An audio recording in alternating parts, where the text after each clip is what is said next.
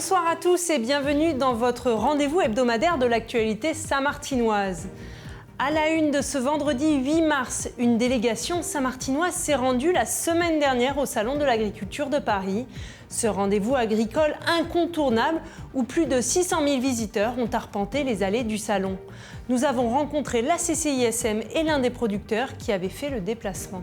L'Icon of the Sea, le plus gros paquebot au monde, sera de retour à Sint Maarten mardi prochain. Le paquebot de la compagnie Royal Caribbean est à la fois imposant par sa taille, 365 mètres de long, et par sa capacité, 10 000 personnes peuvent voyager dessus. Côté sport, la semaine dernière, la surfeuse professionnelle de Saint-Martin, Maude Lecard, était de passage sur l'île pour quelques jours auprès de sa famille. Nous l'avons rencontrée.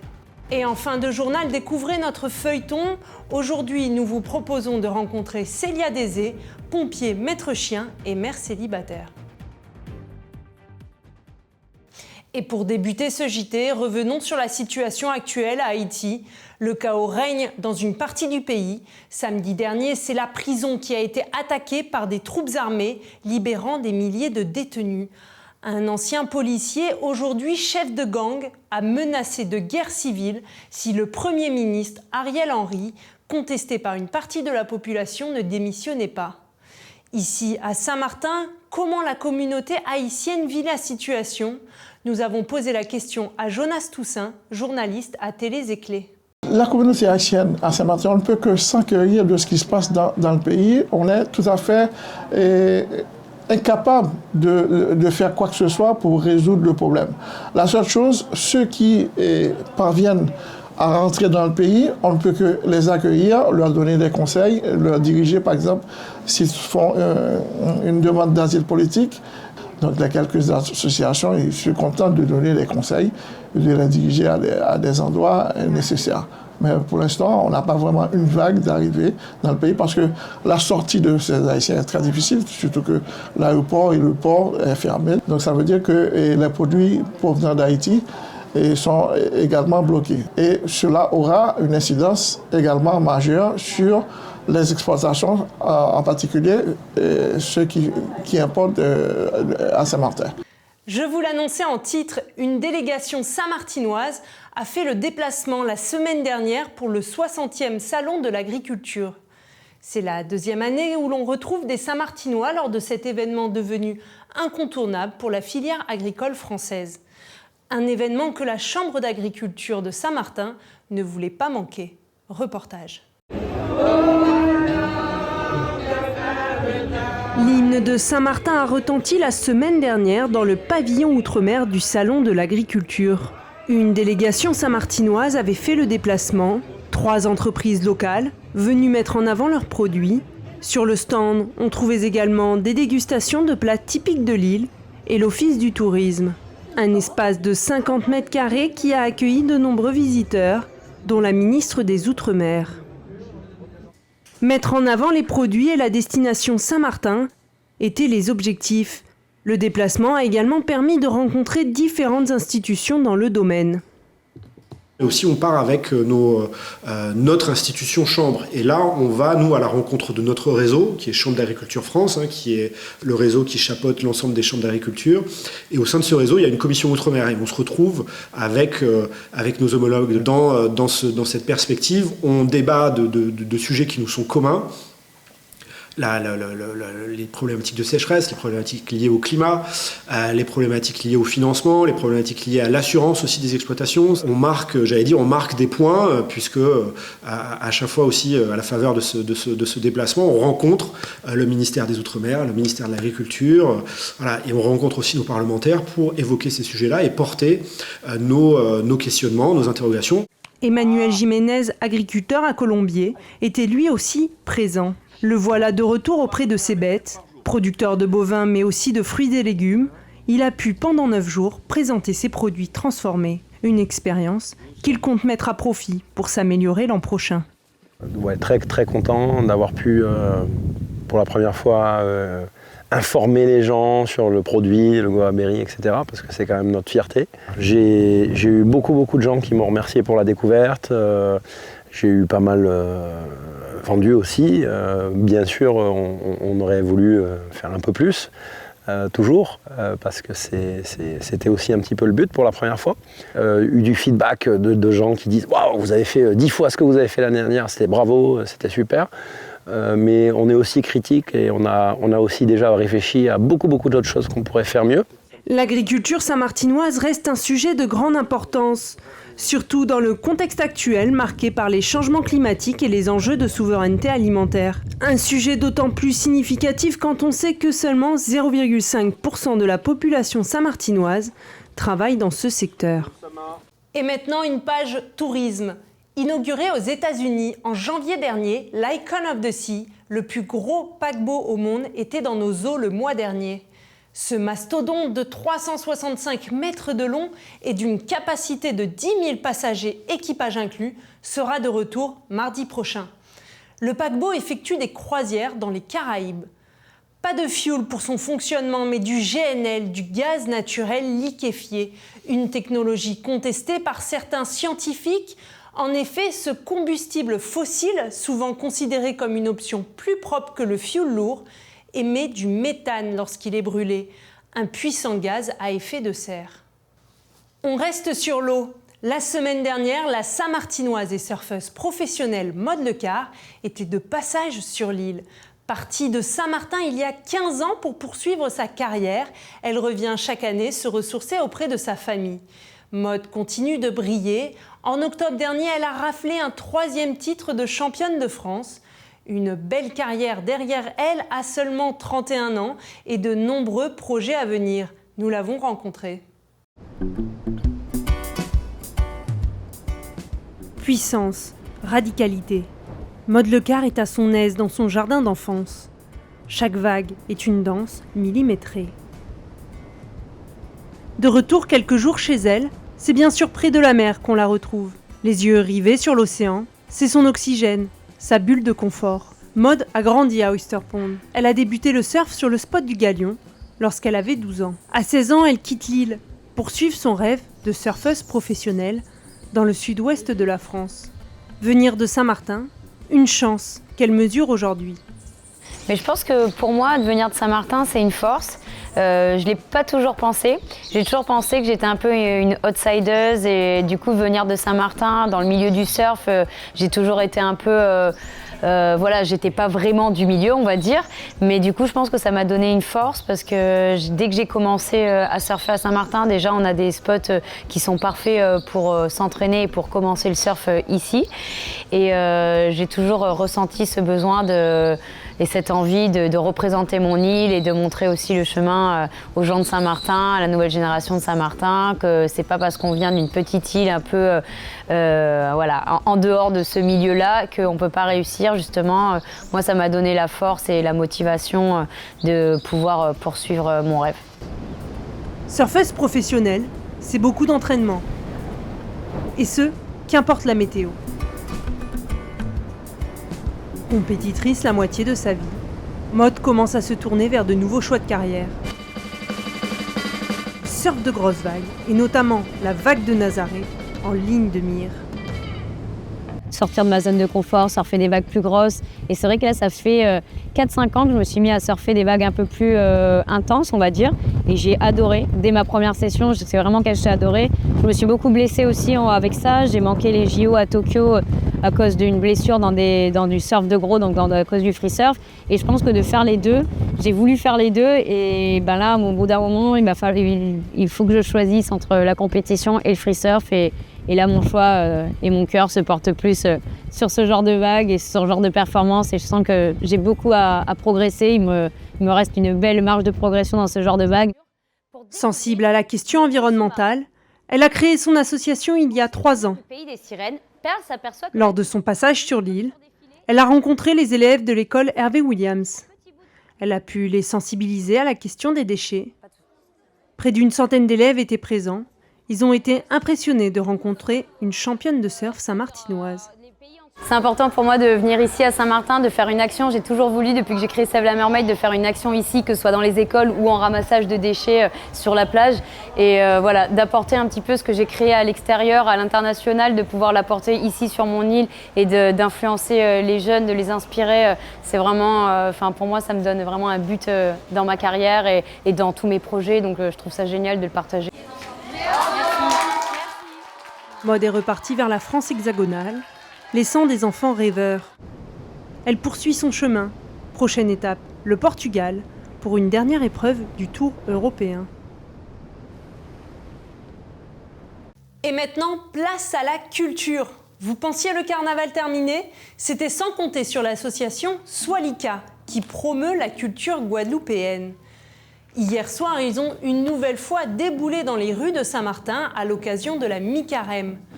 Partis de Galice Bay, ils se sont rendus à Friars Bay et à Colombier, deux quartiers qui n'avaient pas eu de défilé lors du pré-carnaval. 150 participants étaient présents, tous habillés en rouge et noir. Mais pourquoi un défilé à la mi-carême? Nous avons posé la question à Joël Bouboun, président de l'association Swalika. En fait, la mi-carême. Voilà. La mi-carême, si vous voulez, c'est le carême, c'est 40 jours. Donc, c'est pour pouvoir marquer la moitié des 40 jours. Donc, c'est un moment où, normalement, la mi-carême, on est supposé jeûner, faire des sacrifices, tout ça. Donc, c'est un jour où on fait un break. Et après, pour repartir pour les 20 derniers jours de carême. Deux boulets de mi-carême, c'est lorsqu'on se retrouve avec nos instruments de carnaval. Pareil, nous c'est du mas, bien sûr. Et on se retrouve, on se rencontre pour pouvoir débouler encore dans les routes et pouvoir marquer le coup. La mi-carême, oui, marque la fin définitive du carnaval jusqu'à l'année prochaine. Vous l'aurez compris, le carnaval est bel et bien terminé. Mais Saint-Martin est une éternelle fête. La plage d'Apibé se prépare à accueillir la 7e édition du SXM Festival. Les organisateurs attendent entre 5 et 7 000 visiteurs. Mercredi, la scène d'Apibé ouvrira ses portes aux festivaliers. Les organisateurs n'ont plus que quelques jours pour terminer le site. Des décors fleuris, des œuvres artistiques créées spécialement pour l'événement. Le lieu promet de plonger les visiteurs dans un univers bien à lui. Mais comment organiser un tel événement tout en préservant les lieux? Nous avons posé la question à l'un des organisateurs. Au début, ça prenait beaucoup plus de temps. On prenait presque 2 mois pour aménager le site. Et puis maintenant, c'est un travail qu'on fait en 3 semaines. Donc, on a vraiment trouvé une manière d'être beaucoup plus efficace. Et puis, l'expérience fait le travail. C'est beaucoup de matériel de récupération. On s'est fait donner par la collectivité des poteaux de téléphone. On utilise des palettes de nos fournisseurs. On utilise aussi des matériaux de la nature, comme des feuilles de palmier et puis beaucoup de matériaux recyclés comme ça. En général, on essaie de construire le site avec des vis, des clous et au Québec, on dit des tie wraps, mais des trucs en plastique. Voilà. En général, c'est ce qu'on utilise pour construire. Nous continuons notre feuilleton mensuel. Aujourd'hui, je vous propose le portrait de Célia Dézé. Pompier professionnelle depuis plus de 4 ans, Célia exerce un métier qui compte seulement 8% de femmes à Saint-Martin. Une moyenne bien en deçà de la moyenne nationale, qui est de 20%. Un milieu en majorité masculin, donc, dans lequel Célia a su faire sa place. Reportage. À chaque début de garde, Célia retrouve ses collègues pour des séances de révision. Ce matin, il revoit les gestes de premier secours, et notamment la position latérale de sécurité. Tu viens de dire on va faire la PLS, et vu qu'on est 2, on va faire la PLS à 2 sauveteurs. Monsieur, serrez-moi les mains, si vous m'entendez, ouvrez les yeux. Arrivée chez les pompiers il y a 4 ans, ce métier, elle y a songé dès ses 18 ans. Elle a suivi un premier parcours professionnel dans l'éducation canine avant de devenir pompier. Un métier qui est génial parce qu'en fait, aucune garde ne se ressemble. Donc le matin, on arrive, il n'y a pas de routine dans ce métier. Ça, c'est vraiment quelque chose qui vous tient puisque on ne sait pas sur quoi on va tomber. Et aussi parce que c'est un métier qui est plein de gratitude. On voit des choses des fois tristes, etc. Mais on retient surtout les bonnes choses quand on arrive à aider, quand on arrive vraiment qu'on voit qu'on est vraiment utile, important. Être pompier, c'est aussi avoir des moments de convivialité. Lorsqu'ils enfilent leurs uniformes, ils deviennent une équipe. Parfait les gars. prête à partir à tout moment en intervention. Ben là, on a un départ pour un feu de VL. Donc une voiture qui brûle. Donc il faut qu'on intervienne rapidement.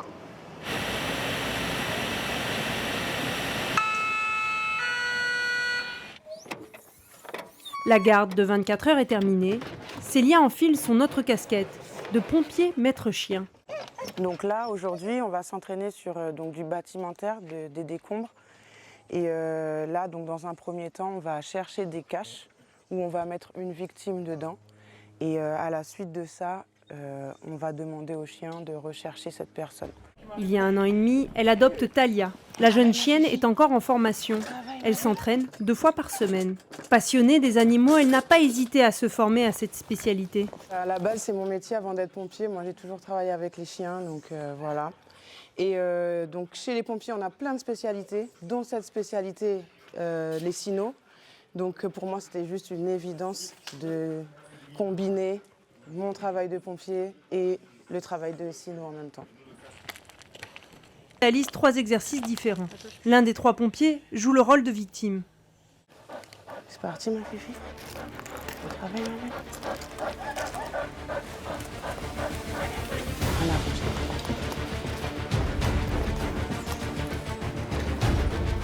Le chien aboie. La victime a été trouvée. Encourage, Renaud. La séance d'entraînement est terminée. Changement de décor. Célia est pompier, elle est aussi mère célibataire. 2 rôles qui ne sont pas toujours simples à combiner. C'est beaucoup d'organisation. Beaucoup d'organisation. C'est ça, c'est une gestion en fait. Mais après, ça se fait. Mais c'est vrai qu'il faut sans cesse... on travaille les nuits, on peut être appelé en astreinte. Donc quand on a un enfant, il faut vraiment avoir des personnes sur qui on peut compter tout le temps. De l'adrénaline de l'entraînement à la quiétude d'une fin d'après-midi, Célia navigue entre ces 2 rôles, illustrant la force d'une femme pompier et celle d'une mère. Et maintenant, une page de sport. La semaine dernière, je vous parlais de l'association sportive de voile du lycée Robert Weinhomme. 6 jeunes participaient à leur première régate internationale lors de la Heineken Regatta. Ils étaient partis avec aucune prétention de décrocher une coupe. Et pourtant, les jeunes, accompagnés de leur professeur Éric Deloff, ont décroché la première place dans leur catégorie. 4 jours de régate pendant lesquels la bonne ambiance a régné dans le First 21-7 prêté par l'association Métimer. Et on reste dans le sport, mais on repart sur terre. Samedi dernier a eu lieu un des matchs de rugby du championnat régional 3 de Guadeloupe. Les Archibald de Saint-Martin affrontaient les Good Luck de Guadeloupe. Résumé du match par Charlotte Tardit. Entrée des joueurs au stade de Bellevue. Pour cette 7e journée du championnat, les Archibald Rugby se sont inclinés 34-9 face aux invaincus guadeloupéens, l'équipe des Good Luck. Écoutez, on est vraiment très contents. On savait que ça allait être un match très difficile ici. L'année dernière, on est venu ici, on a perdu d'1 point sur la dernière action. On avait un peu de rancœur, on avait besoin de prouver quelque chose. Le score est assez élevé, mais parce que en face ils prennent un carton rouge, donc on avait forcément une supériorité, mais on a très bien joué du début jusqu'à la fin. J'ai eu des remplaçants qui ont été très forts. On a eu un groupe très complet, très équilibré. C'était très agréable pour nous on est très contents. Match difficile avec un carton rouge pour les Saint-Martinois et une sortie sur blessure pour les Guadeloupéens. Les Archibald ont encore quelques semaines pour préparer la prochaine rencontre. Prochain match contre le Bruc ici. Donc le but c'est qu'on reprenne de cette cohésion et qu'on comprenne pourquoi on n'a pas eu ce lien qu'on a réussi à mettre contre Goyave la dernière fois. Et donc après on avait une opposition qui était meilleure aussi. Mais à nous d'essayer de créer ce déséquilibre qui peut nous permettre de marquer, ce qu'on n'a pas su faire aujourd'hui. Une journée qui se finit tout de même avec les valeurs du rugby, cohésion et respect. À noter, le prochain match aura lieu le 13 avril. Les Archibald recevront le Bruc des Abîmes. Et ce week-end, ne manquez pas la Saint-Martinoise, une course 100% féminine. C'est demain après-midi, départ à 16h sur le front de mer de Marigot. C'est la fin de votre journal. Je vous remercie de l'avoir suivi. Vous pouvez retrouver ce JT dès demain sur notre site yotv.fr. Restez avec nous, nous vous proposons tout de suite l'entretien de la semaine. Et pour cette édition du 8 mars, Journée internationale des droits des femmes, j'ai le plaisir de m'entretenir avec Axel Collangean. Nous allons tout de suite parler de la place de la femme dans la société caribéenne. Je remercie toute l'équipe de YoTV pour cette édition et je vous dis à la semaine prochaine. Bon week-end.